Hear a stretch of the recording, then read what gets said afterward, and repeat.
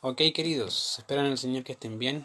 Es bueno poder verles también por este medio y también, obviamente, poder aprender juntos de la palabra. Así que vamos a comenzar este tiempo orando al Señor, pidiéndole que nos guíe, que nos ayude también a poder seguir conociéndola a Él y, obviamente, le doy gracias también al Señor por poder comunicarnos de una u otra forma. Así que es bueno también tener los medios eh, electrónicos para poder transmitir de alguna u otra forma. Así que vamos a comenzar orando, vamos a pedir al Señor que nos dirija, que nos guíe. Así que vamos a orar. Oremos. Señor, te damos gracias por este tiempo, Padre. Gracias porque tú eres bueno, porque tu misericordia, Señor, se renueva en cada día. Porque tú eres Dios soberano, Señor, que gobierna, Señor. Y aunque, Señor, las naciones, Señor, y o el mundo entero, Señor, se muevan, se estremezcan, Señor, tú permaneces firme y fiel, Señor, a tu palabra. Te alabamos, Señor, porque todo lo que tú haces, Señor, es bueno. Y, Señor, te pedimos que seas tú guiando y dirigiendo nuestras vidas, Señor, con tu palabra, ayudándonos, Señor, también a poder disfrutar, Señor, de tu buen consejo. Ayúdanos a ser no solo oidores, Señor, sino hacedores de tu palabra, y que, Señor, podamos glorificarte así con nuestras vidas, Señor. En Cristo Jesús oramos. Amén. Ok, queridos, solamente algunas cosas interesantes que queremos mencionar. Obviamente, el día lunes tenemos el instituto, así que todos los que quieran estar en el instituto o los que ya están participando, la idea obviamente es que este lunes ya estamos en forma presencial. Le había dejado unos videos, uno obviamente con un problema de audio, así que ya no lo notaron, y otro ya con mejor audio, así que la idea obviamente vamos a tratar de mejorar esa parte del audio. Estamos tratando de hacerlo, ¿ya? Esa, así que, queridos, si tienen alguna pregunta o duda referente a los audios, la idea es poder, referente al PowerPoint o a la clase, la idea es que me hagan llegar o me manden un mensaje de texto vía Facebook, y ahí les voy a contestar obviamente las preguntas. Así que la idea es que me estén consultando, no hay problema. ¿Ya? Así que los del instituto, día lunes. Este lunes estamos en forma presencial a las 20 horas. Así que espero que estén con ánimo para preguntar. Hoy les voy a preguntar yo a ustedes. Así que ahí vamos a ver qué pasa.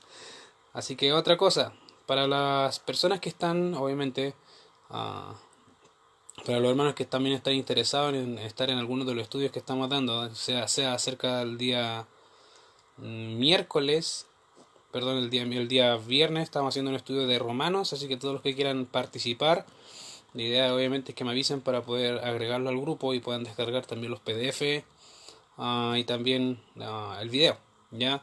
Así que la semana ya empezamos hace una semana, 2 semanas atrás, y la idea obviamente es que los que quieran seguir, los que quieran añadirse, por favor avísenme.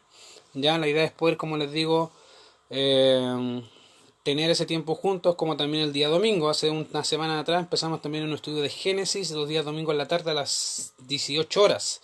Así que también los que quieran participar, vamos recién en el capítulo 1 y obviamente dentro del tema van a haber obviamente preguntas que seguramente quieren saber. Así que la idea es poder ayudarles con eso y también que podamos aprender. Así que también hay un grupo en Facebook. La idea es que me avisen para incorporarlos, puedan descargar también los apuntes de la clase y puedan tener también sus notas propias, ¿ya? Así que obviamente, como les digo, la idea es poder tener esos tiempos juntos y participar de alguna u otra forma de las dos cosas que quieran hacer, o el día viernes o el día domingo a las 20 horas, que son las cosas que estamos haciendo, y obviamente los cultos normales, ¿ya? Otra cosa interesante es para los que están participando también o los que quieren participar en la iglesia. La idea obviamente con su ofrenda, la idea es también poder ayudarles con eso. Cuando vemos, querido, la Biblia, una de las cosas que veo desde Génesis es ver que en el caso de Caín y Abel, si bien siempre aprendemos de ello, una de las cosas que veo es que Dios lo primero que vio fue a Caín y a Abel, dice, porque Dios vio a Caín o a Abel, a ellos y a su ofrenda. Y es interesante notar el nexo que hay, como Dios ve primero a la persona y de posteriormente ve el sacrificio que éste ofrece. Y obviamente que la idea de ahí obviamente es que el hecho de que uno pueda ofrendar, o en este caso como lo hizo Abel, el cual halló gracia o fue grato delante de Dios su ofrenda, fue netamente también por la actitud de su corazón. queridos, si hay algo que queremos siempre recordarles es eso. Si va a ofrendar, siempre hágalo con una actitud gozosa, con un corazón gozoso, dispuesto, agradecido al Señor por lo que Él ha hecho. Queremos motivarte a hacerlo, querido, con esa intención, no con otra intención, no por tristeza, no con tristeza ni por necesidad o como una forma de negocio con Dios, no. La idea es que pueda hacerlo con un corazón agradecido, con un corazón obviamente dándole, reconociendo que de todas las cosas que tenemos y lo que somos es del Señor. Así que queremos motivarte con eso a poder obviamente ofrendar. ¿Cuáles son los medios, querido? Hay dos formas de hacerlo. Una de ellas tiene que ver obviamente de forma presencial. Puede ir a la iglesia, los que no saben manejarse mucho con la tecnología, y hacer obviamente su ofrenda ahí en el ofrendero, dejárselo ahí al pastor y él obviamente informa a la persona encargada. Y en segundo lugar, o por la cuenta que ya hemos dado al WhatsApp. Así que cualquiera de esas dos opciones no hay ningún problema. ¿Ya? La idea obviamente es que pueda dejar su nota de observación, que es una ofrenda de la iglesia, ¿ya? Para que no haya ningún problema. Así que hasta el momento obviamente no hay algunas noticias que vamos a estar dando. Una de ellas, el tema del programa con mujeres, que se va a estar haciendo también en línea. Así que hermanas, y la idea es que puedan estar atentas a cualquier mensaje que estemos dando por WhatsApp, por si acaso, ¿ya? Así que para que estén ahí pendientes. Queridos hermanos, también vamos a empezar también el tema con varones, y eso lo va a ver netamente el pastor Antonio. Y la idea también que puedan estar conectados ahí, ya que el pastor tiene WhatsApp y está añadiendo tecnología a su vida, así que aprovechemos eso también para poder ayudarles, ¿ya? Ok, no tengo nada más que decir, obviamente solamente animarte a tres cosas que son importantes también. Una, lea, estudie, medite y practique su Biblia. Son cosas que no podemos olvidar. Ya, lea, estudie, practique su Biblia. Ya, hágalo todos los días. Es importante y necesario. Segundo, ore por los hermanos y por los enemigos. Ya, por los hermanos dice, sí, sí, oro por ellos, oro por los enemigos también. Si tiene algún enemigo y sabe que hay alguien que le está haciendo la vida difícil, ore por esa persona. Ya, es importante también estar haciendo eso. Y tercero, predique el evangelio. Ya, si bien estamos en un momento en que no podemos salir mucho, los momentos que tengamos la oportunidad de hablar, queridos, hablemos. Es importante hoy por hoy y cada día poder predicar el evangelio a toda criatura. Así que queremos motivarte con eso a hacerlo. ¿Ya? Ok, vamos a, si tienen sus Biblias ahí, Efesios. Ya les damos gracias al Señor por ya hemos visto las primeras tres cartas del apóstol Juan, primera de Juan, segunda de Juan y tercera de Juan. La semana pasada terminamos ya la tercera carta del apóstol Juan, así que una carta personal. Y vamos a empezar ya este estudio de Efesios, ¿ok? Así que si tienen su Biblia ahí, Efesios capítulo 1, verso 1. Algo que debo mencionar obviamente hoy no tiene que tiene que ver con el estudio de hoy es, obviamente no voy a tocar todo el versículo porque obviamente no hay el tiempo, pero sí vamos a mencionar algunas cosas que son importantes para poder entender con mayor cabalidad lo que dice el texto. Ya vamos a estar viendo, estudiando este libro, y ya posteriormente los días domingos vamos a estar viendo también en unas 2 o 3 semanas más, en un mes más, primero a los Corintios. Si quieres saber sobre esas cartas, vamos a estar ahí estudiándola tranquilamente y aprendiendo de lo que el Señor quiere hablarnos ahí. Primera carta de Efesios capítulo 1, verso 1. Dice así: Pablo, apóstol de Jesucristo, por la voluntad de Dios, a los santos y fieles en Cristo Jesús que están en Éfeso. Ahora es interesante notar desde el inicio de la carta, obviamente como toda carta siempre tiene una persona, un emisor y un receptor. Acá obviamente el apóstol Pablo se hace presente nuevamente y empieza él marcando su autoría de la carta. Eso significa que él es el autor, él es la persona que escribe la carta, y también deja su receptor, que son los efesios. Ahora, es interesante notar sobre la vida y la historia de los efesios, que sin duda es una ciudad populosa, grande, y donde llega un hombre llamado Pablo.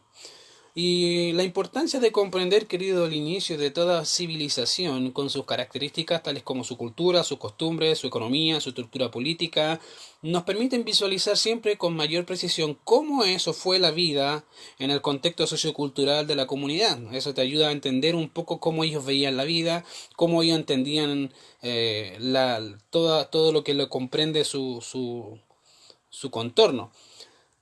Cuando uno entiende la Biblia, tiene que empezar siempre por eso, de manera que es necesario poder comprender su historia para poder saber cómo una ciudad llegó a ser lo que fue, y en este caso obviamente y Éfeso no es la excepción. Es importante poder comprender algo acerca de ellos, qué hacían, cómo se vivían y a dónde está ubicada.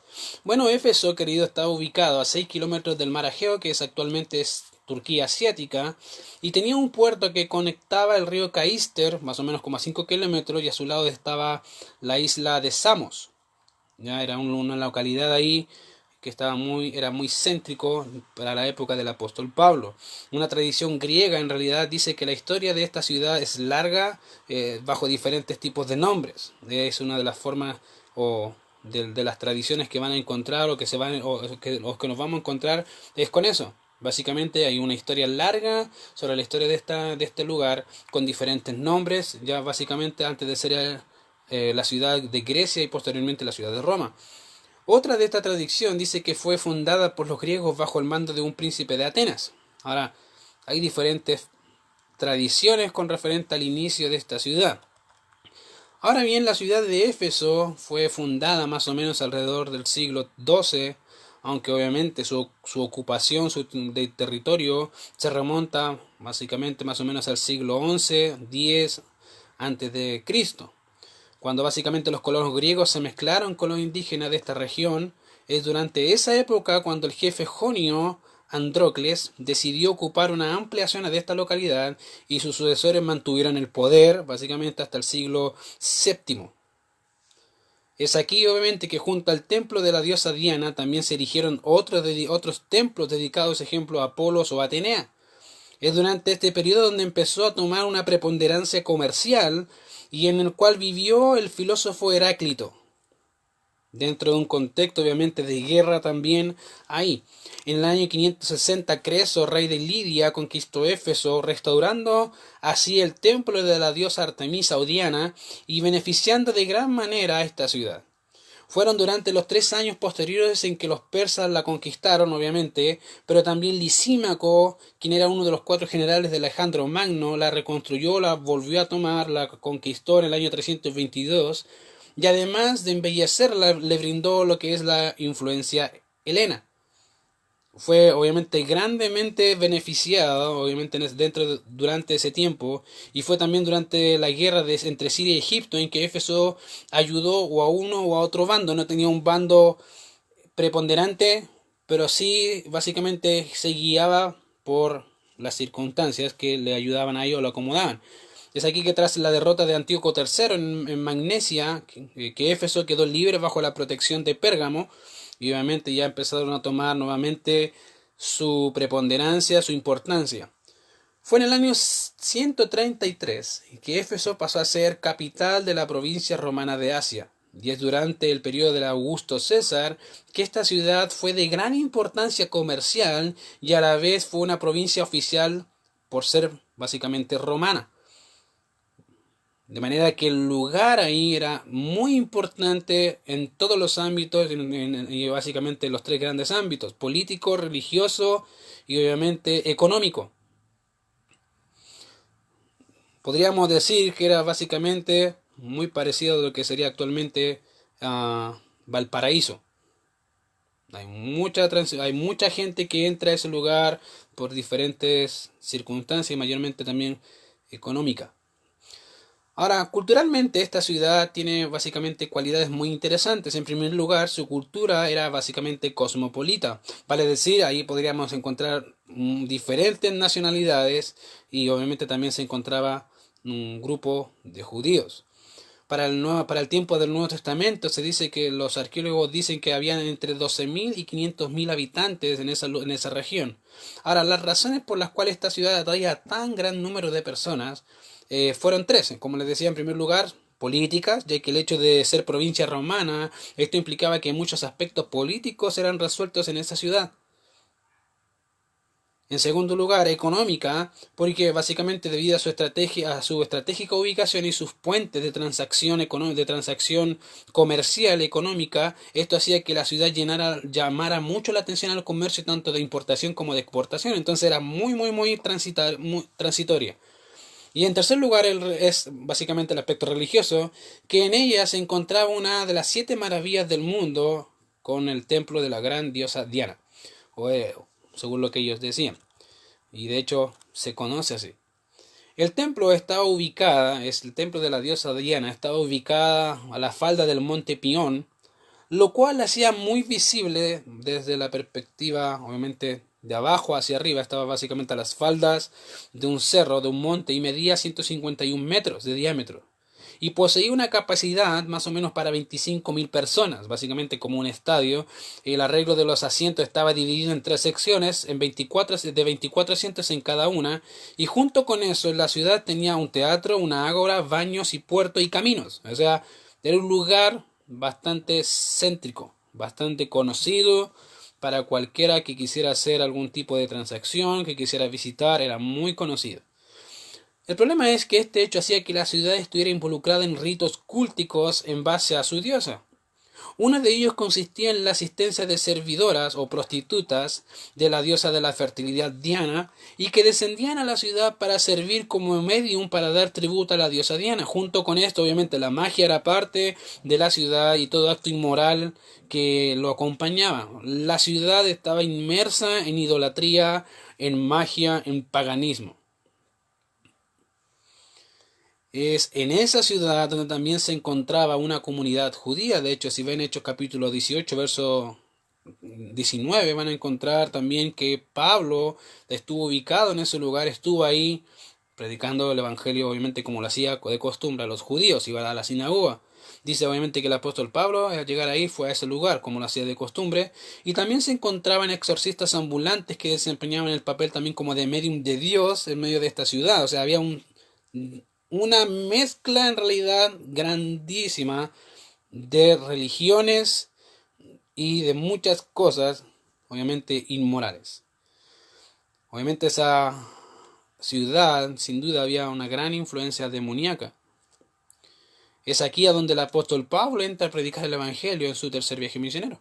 Ahí está.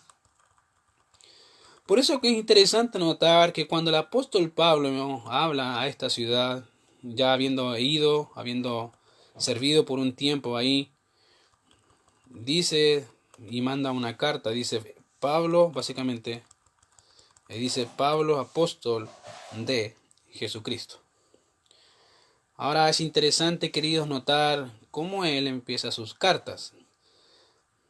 Generalmente algo que van a notar al llegar al apóstol Pablo como nombre, en otras ocasiones he mencionado que podríamos casi hacer un libro de la información que aparece en las escrituras sobre quién es el apóstol Pablo, dónde nació, qué hizo, cómo se convirtió, cuál fue su obra, cómo Dios lo llamó, etc. Hay mucho que podríamos decir del apóstol Pablo, y obviamente llamado Saulo anteriormente y Pablo posteriormente. Es interesante notar cómo Dios obra en un hombre que él mismo dice que fue asesino, fue perseguidor de la iglesia, a lo cual Dios llamó para su gloria. De manera que obviamente hay Pablo, ya hay básicamente una calificación ahí de cómo él es llamado, cómo él se denomina. Ahora dice Pablo, apóstol de Jesucristo. Ahora, al llegar aquí, obviamente es necesario tener algunas consideraciones generales que observar. En primer lugar, básicamente, no puede haber un apostolado sin un llamado de parte de una gente que envía. Esto es lo que vemos en los evangelios cuando vemos que el Señor, hablando a los 12 los llama primeramente discípulos, aprendices, y después los llama a ser enviados. Aquellos que estaban aprendiendo, ahora es necesario que vayan. Y es importante entender eso. Y en segundo lugar, el llamado es esencial para el desarrollo ministerial. sea obviamente en el caso de los apóstoles o profetas antiguamente, como también evangelista y pastor maestro. Siempre tiene que haber un llamado, y ese llamado obviamente lo hace el Señor. Ahora, es interesante notar también que en las otras cartas, ejemplo en 1 de los Corintios, y obviamente también en otras cartas que están dentro del magno de las cartas del apóstol Pablo, hay dos cartas que él menciona que se llama llamado a ser apóstol. Una es la carta a los romanos y la otra carta es la carta a los corintios. La palabra llamado es la palabra kletos y puede significar tanto un llamado, una invitación o básicamente un escoger. En esta sección tiene que ver básicamente tanto en Romanos, tiene que ver con el llamado de Dios para el ministerio del apostolado. La pregunta obviamente interesante es ¿por qué en esta carta o por qué en la carta a los Efesios no aplica la definición de llamado? ¿Por qué en esta sección no le coloca llamado a ser apóstol como lo hace en los Corintios o como lo hace en la carta a los Romanos? Personalmente, y a diferencia de la carta a los Romanos y a la primera a los Corintios, hay que notar algunas cosas. Básicamente aquí obviamente donde aparece esta designación netamente ligadas a su audiencia. Ahora, en primer lugar, como quiero mencionar, la iglesia de Roma no fue fundada por el apóstol Pablo y no conocían al apóstol de forma presencial. Así que era necesario, obviamente, poder escribir y presentarse de quién era él hacia los romanos. Probablemente los romanos sí habían escuchado del apóstol Pablo, sí sabían más o menos qué había hecho, pero no lo conocían muy bien. De manera que era necesario poder presentar las credenciales de su apostolado y su llamado. Ahora, con referente a la carta a los Corintios, si bien era una congregación fundada por el apóstol Pablo, sus credenciales estaban siendo cuestionadas al punto en que trata de este tema en el capítulo 9 de su carta a los primeros de los Corintios, diciendo, no soy apóstol, no soy libre, no he visto a Jesús, Señor nuestro, no sois vosotros mi obra en el Señor. Si para otros no soy apóstol, para vosotros ciertamente lo soy, porque el sello de mi apostolado sois vosotros en el Señor. Contra lo que me acusan, esta es mi defensa. De manera que había una acusación ahí en contra del apóstol Pablo y también un cuestionamiento de su llamado apostólico. Es por estas razones que en esta carta era necesario obviamente poder colocar su llamado al ministerio apostólico. La diferencia con los efesios es que al parecer no hay un cuestionamiento de su llamado en ninguna parte de la carta, básicamente ni su apostolado es cuestionado, de manera que no era necesario el colocar su llamado, pero sí era necesario disponer de su comisión básicamente de apostolado, a lo que él fue llamado por el Señor. Notemos interesantemente, queridos, que cada carta, si bien es particular, también nos permite entender algo sobre la congregación. Vemos en este caso a una congregación dispuesta a escuchar al apóstol Pablo y ya lo conocían. Ya sabían quién era, se había predicado, lo habían escuchado, el Señor por medio de él había salvado a muchos de Éfeso, a tal punto que un platero llamado Demetrio hizo una revuelta porque este hombre llamado Pablo estaba trastornando según él el mundo entero predicando el evangelio, y los hombres se convertían y dejaban su paganismo, su idolatría, y eso significaba que él tenía menos ganancias, porque hacía templecillos de la diosa Diana. Entonces era un problema grande para él, porque Pablo estaba haciendo lo que había sido encomendado. De manera que cuando vemos estas credenciales, obviamente, ¿por qué no se encuentra ese llamado? Es porque ellos conocían al apóstol Pablo, entendían quién era, y era importante poder comprender a cabalidad lo que significaba. Por eso dice Pablo, apóstol de Jesucristo. Ahora, entre los judíos griegos esta palabra no era muy común, hablando del apóstol o de apostolado, no era muy común, ya que en su uso natural la palabra apóstolos estaba netamente ligada con la navegación, era una palabra de navegación, que a su vez la palabra solo aparece una sola vez, ejemplo la Septuaginta en 1 Reyes capítulo 14.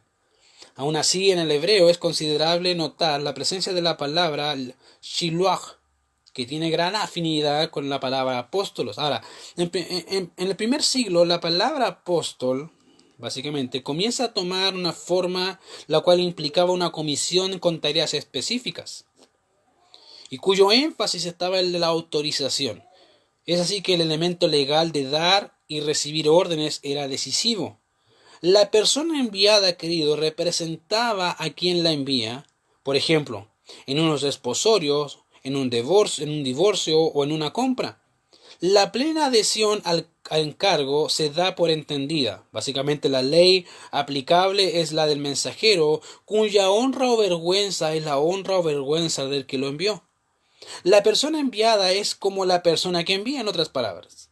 Tenía la autoridad, tenía básicamente toda la honra que tuviese la persona que el dueño o la persona encargada. Esta forma hacía del mensaje el importante más que a su mensajero, y en el carácter griego hacía del enviado algo importante, dependiendo obviamente de la honra del que lo enviaba. Por ende, apóstolos denota uno que es legalmente encargado de representar a una persona y a su causa. Ahora bien, cuando hablamos del don del apostolado, tenemos que hacer algunas diferenciaciones al respecto. Primero, la comisión apostólica dada a los 12, considerando obviamente a Esteban, es designado bajo las prerrogativas comisionadas al servicio de Cristo. Por ende, los dones que poseían como manifestaciones de la consumación de la obra de Cristo en la tierra fue dada por obra del Espíritu Santo. Segundo, esto manifiesta que estos apóstoles tenían primero como requisito haber estado desde el inicio del ministerio del Señor. Eso según lo que dice Hechos capítulo 1 verso 22. Ser enseñados por y tener un llamado específico. De manera que todos los apóstoles son discípulos de Cristo, son seguidores de Cristo, son aprendices de Cristo, pero no todos los discípulos fueron apóstoles. De manera que la expresión 12 apóstoles no es exclusiva básicamente con los de apóstoles. ¿Se fijan? Por esa razón, el apostolado es una palabra sencilla que denota un representante total, acreditado y facultado con un cargo y con un encargo específico a cumplir. Es así que el mensaje se convierte en el contenido del apostolado, ya que como representantes de Cristo, si gustan de gozo victorioso por la comisión emprendida y realizada con eficacia, del mismo modo se muestra a Cristo. De eso es lo que dijo Pablo. Bueno, si lo hago con gozo o sin gozo, la comisión me ha sido encomendada, tengo que hacerlo. Tercero, la designación apostólica se ve aplicada a los que Cristo llamó a esta obra, pero cuyo aspecto misionológico fue incorporado en comparación con la percepción judía de la palabra. De esta manera, el nuevo encargo es de carácter duradero, pues es establecido desde la ascensión de Cristo hasta su posterior venida. Esto hace que la designación dada a los apóstoles continuara, ya que es específica para personas específicas en un tiempo específico. Por ende, la manifestación de poderes y del don del Espíritu Santo concedido a los seguidores del Mesías resucitado muestra la manifestación del poder de Cristo y que daban validez al mensaje de los comisionados. De manera que el poder, los milagros y todo lo que ellos hicieron básicamente era un respaldo ¿a qué? Al mensaje. Y eso es lo que hacían. Esto hace de los apóstoles básicamente los apóstoles de Cristo y no de la iglesia, como fueron obviamente en el caso de Bernabé, siendo denominados como apóstoles de la iglesia. Cuarto, ningún apóstol de Cristo fue básicamente reemplazado en su condición. No hay ninguna parte donde dice que fue reemplazado, en el caso solamente de Judas. Si bien tuvieron discípulos que le siguieran, básicamente estos son básicamente los apóstoles de Cristo, sino que básicamente tuvieron discípulos, estos apóstoles, los 12 apóstoles tuvieron discípulos. Ellos son, básicamente se les reconoce como los apóstoles de la iglesia, los comisionados por la iglesia. En ese caso, entonces, una pregunta obvia, ¿cómo sabemos que el apóstol Pablo realmente era un apóstol y cómo podemos validar eso? Bueno, para contestar eso hay que ver obviamente lo que dice Gálatas capítulo 2, versos 7 al 9.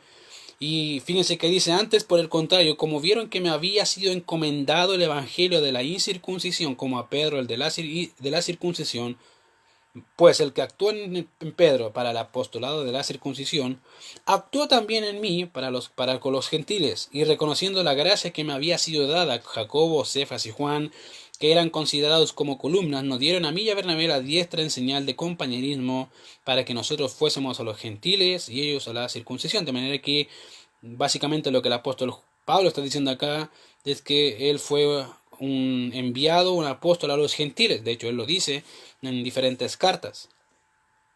Apóstol a los gentiles y básicamente Jacobo a los judíos. De manera que los mismos apóstoles reconocieron este llamado de Pablo, ellos lo vieron.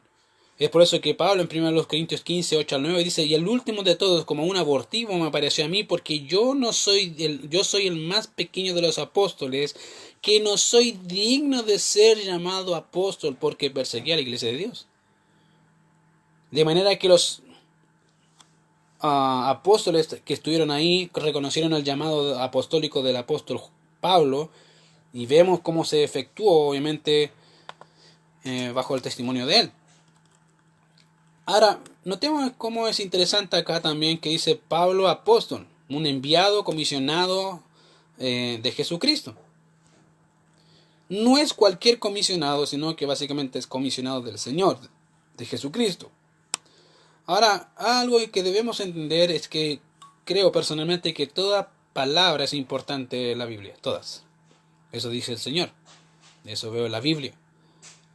De manera que aquí hay algo interesante, dice Pablo, apóstol de Jesucristo. Y veo el ejemplo del mismo Señor Jesucristo, cuando obviamente Él dice: antes de que Abraham fuese, yo soy, reconociendo esa palabra yo soy. Creo que los judíos entendían muy bien a qué se refería, por eso querían apedrearlo, reconociéndose a sí mismo Dios. Bueno, solamente por pequeñas declaraciones: yo soy. Antes de que Abraham fuese, yo soy, yo existía, yo ya estaba. Yo soy eterno. O en el caso también, como le preguntan los saduceos sobre la resurrección, y él dice: bueno, ¿no habéis leído las escrituras? Erráis, ignorando las escrituras y el poder de Dios. ¿No habéis leído cuando dice: yo soy Dios de Abraham, de Isaac y de Jacob? Bueno, Dios no es Dios de muertos, sino Dios de vivos.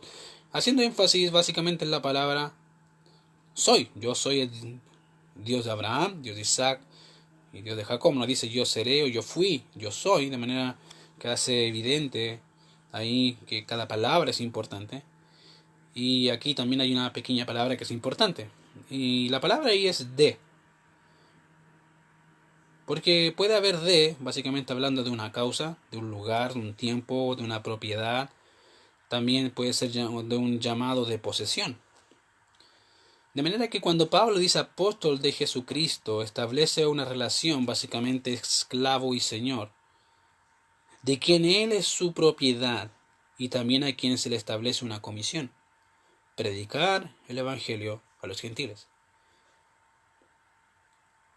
Lo que Pablo está diciendo es: yo soy Pablo, pero Pablo, este hombre que soy yo, fui comisionado, tengo no solamente la comisión, el llamado, sino que sirvo a aquel que sirven todos ustedes, nuestro Señor Jesucristo. Y eso es lo que él está tratando de decir. Él reconoce que todo lo que es, todo lo que tiene que hacer es para gloria y honra de Dios, y para él sirve. Esa es su comisión. Por eso dice Pablo, apóstol de Jesucristo. Ahora, algo interesante, querido, dentro de la carta es poder comprender acerca del apóstol Pablo, y tiene que ver con su inicio. Porque si no entendemos, querido, básicamente a quién está dirigida la carta y qué es lo que hacían ellos, no vamos a entender mucho de él, de lo que el contexto. Por eso dice Pablo, apóstol de Jesucristo. Y no fue porque él quería ser apóstol, no fue porque él se autodenominó apóstol, no fue porque él decía estaba queriendo ser apóstol, se dice por la voluntad de Dios.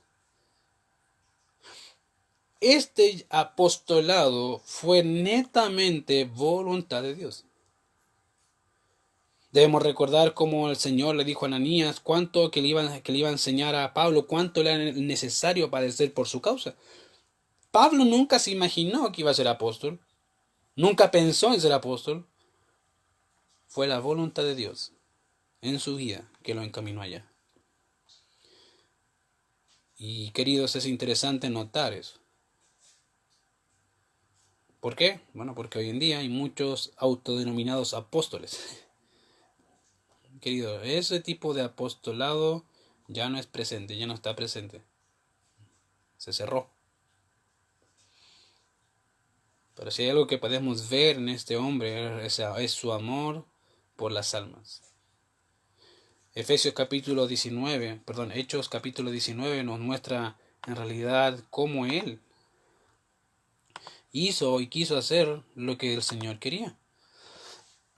A tal punto que podemos ver ahí mismo, el mismo pasaje, cómo él básicamente se queda un tiempo para predicar al Señor.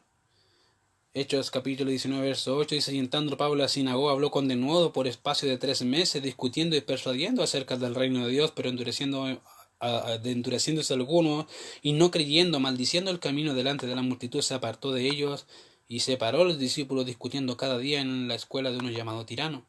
Así continuó por espacio de 2 años, de manera que todos los que habitaban en Asia, judíos y griegos, oyeron la palabra del Señor Jesús. Y ese era el punto. Predicar el Evangelio a toda criatura, querido. Esa es básicamente la comisión. El apostolado, ellos fueron enviados por el Señor a predicar. ¿Qué podemos aprender? Bueno, querido, hay algo que se le ha dejado no solamente a ellos, a todos. Ir y hacer discípulos a todas las naciones.